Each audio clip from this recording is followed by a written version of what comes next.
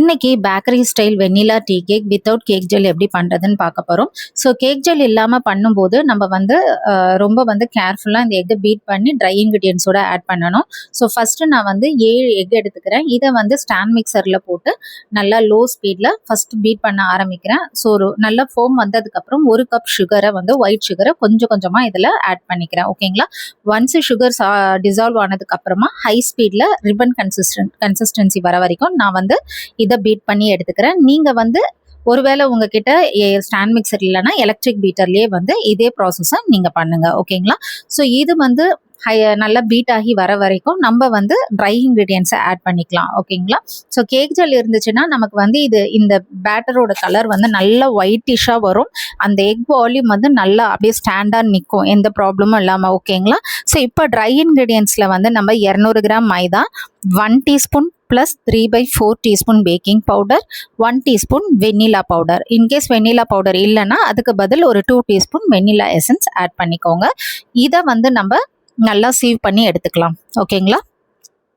Sieve பண்ணி எடுத்துட்டு கொஞ்சம் கொஞ்சமாக வந்து நம்மளுடைய அந்த எக்கு பீட் பண்ணது நல்லா ரிப்பன் கன்சிஸ்டன்சி வந்ததுக்கப்புறம் ஒரு 2 இல்லை 3 டேபிள் ஸ்பூனாக போட்டு நம்ம பீட் பண்ணி எடுத்துக்கணும். லோ ஸ்பீடில் ஒன்ஸ் எக்கு வந்து நல்லா பீட் ஆகிடுச்சுன்னா அதுக்கப்புறம் லோ ஸ்பீடில் தான் இந்த மாவு போட்டு கொஞ்சம் கொஞ்சமாக மிக்ஸ் பண்ணணும். ஸோ மாவு வந்து போடும்போது கொஞ்சம் வால்யூம் லைட்டாக கம்மியாகும். ஓகேங்களா? ஸோ இப்போ பாருங்கள் இது எப்படி வந்திருக்குன்னு. இதே கேக் ஜெல் நம்ம போட்டு பீட் பண்ணியிருந்தோம்னா இந்நேரத்துக்கு நல்லா ஒயிட்டிஷாக இருக்கும் நம்ம பேட்டர். ஓகேங்களா? ஸோ கேக் ஜெல்லோட நல்லா ஒயிட்டிஷாக இருக்கும். கன்சிஸ்டன்சிலாம் இதே தான் வரும். இதை விட வால்யூம்லாம் அதிகமாக வராது. பட் இந்த எக்கு இருக்கு இல்லையா, இந்த வால்யூம் அப்படியே ஹோல்ட் பண்ணி வைக்கும் அது. ஓகேங்களா? இப்போ நீங்கள் மொத்த மாவையும் தூக்கி கேக் ஜெல் யூஸ் பண்ணுறீங்க, அதில் போட்டிங்கன்னா ஒன்றுமே ஆகாது. ஓகே? பட் கேக் ஜெல் இல்லாத போது அந்த வால்யூம் நம்ம மொத்தமாக போடும்போது அப்படியே டவுன் ஆகிடும். ஓகேவா? இப்போ நம்ம ரிப்பன் கன்சிஸ்டன்சி வந்துடுச்சு. இப்போ லோ ஸ்பீடு மாற்றிட்டு கொஞ்சம் கொஞ்சமாக அந்த மாவை இதில் ஆட் பண்ணலாம். ஓகே? ஸோ வந்து இந்த எக்கு வந்து சப்போஸ் வால்யூம் அப்படியே ஏறினது அப்படியே இறங்கிடுச்சு, நாங்கள் எல்லாமே போட்டு மிக்ஸ் பண்ணிட்டோம், அப்போ அதனால் என்ன இருக்குன்னா, அதனால் என்னன்னா உங்கள் கேக் வந்து ஹார்டாக இருக்கும், சாஃப்டாக இருக்காது, எக் ஸ்மெல் பயங்கரமாக அடிக்கும். ஸோ வேஸ்ட் தான், அதை சாப்பிடவே முடியாது. ஓகேங்களா? ஸோ இது எப்படி கண்டுபிடிக்கிறதுனா உங்களுக்கே தெரியும். இது வந்து பார்க்கும்போதே தெரியும், அந்த பேட்டரோட அந்த கன்சிஸ்டன்சியே இல்லாமல் ஒரு மாதிரி அப்படியே உள்ள அமுங்கிடும். ஓகேங்களா? இப்போ இது பார்க்கும்போதே தெரியுது. இப்போ நம்ம இட்லிக்கு மாவுலாம் அரைக்கும் போது தெரியும் இல்லையா? ஸோ அந்த மாதிரி ஒரு பேட்டர்னா அதனோட கன்சிஸ்டன்சி அதை அப்படியே ஹோல்ட் பண்ணணும். ஓகேவா?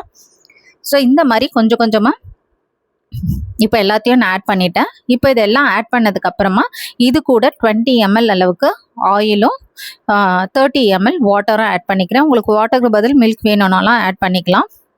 ஸோ இது எல்லாம் மிக்ஸ் ஆனதுக்கப்புறம் இறக்கிட்டு ஸ்பேச்சுலா வச்சு ஒரு ஜஸ்ட் 10 to 20 செகண்ட்ஸ் எல்லாம் மிக்ஸ் ஆனதுக்கப்புறம் இறக்கி சைடெல்லாம் ஸ்க்ராப் பண்ணி ஸ்பேச்சுலாவில் கட் அண்ட் ஃபுல் மெத்தடில் நல்லா மிக்ஸ் பண்ணி எடுத்துக்கலாம்.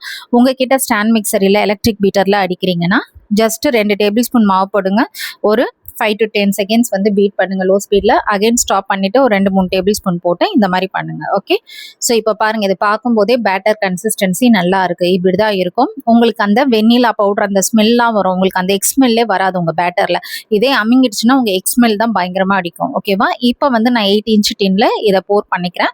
போர் பண்ணிட்டு இதை வந்து 160 டிகிரி ப்ரீ ஹீட்டட் ஓவன்ல 50 மினிட்ஸ் நான் பேக் பண்ணி எடுக்க போறேன். ஸோ பண்றதுக்கு முன்னாடி ஸ்கூயர் வச்சு நல்லா கேஸ் இதெல்லாம் ரிலீஸ் பண்ணிக்கோங்க, ஏர் பபிள்ஸை.